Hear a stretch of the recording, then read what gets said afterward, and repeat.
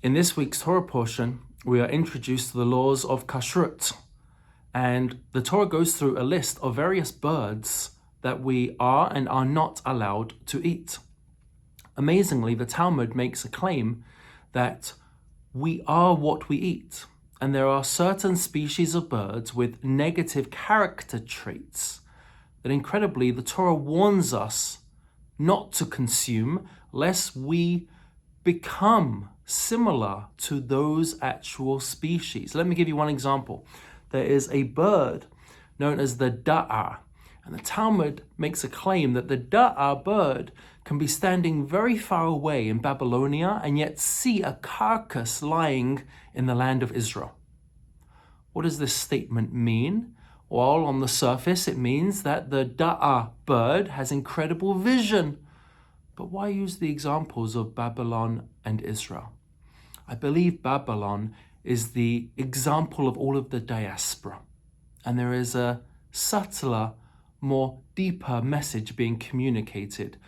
We who stand outside the land of Israel, sometimes at a great distance, should not have a piercing vision to see only that which is negative, to see only that which is not attractive.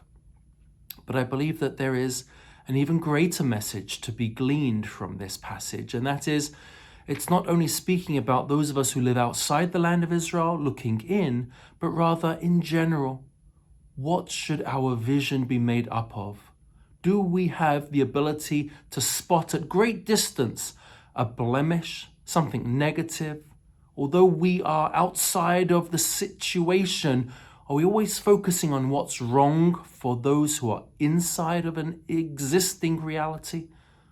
Or alternatively, could we perhaps have a ayin tova, a good eye, to see things which sometimes we don't always notice? A story is told of an elderly couple, and as they are approaching their 50th wedding anniversary, the husband says, "My wife is incredible, and you know what? I want to get her something special for our anniversary.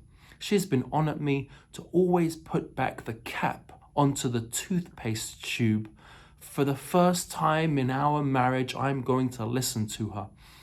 And so at night, after brushing his teeth, the husband puts back the cap onto the tube of toothpaste. The wife doesn't say anything. This happens again a second night, a third night, a fourth night. 2 weeks later, after constantly putting back the cap, the wife brings him aside and says, "Look, I've got to ask you something. For the last 2 weeks, why have you stopped brushing your teeth?" There are good things that are happening under our noses. We just have to have a good eye to see them. Let's not focus and see that which is bad. Indeed, the Torah says, don't consume such things because it will consume you. Shabbat Shalom.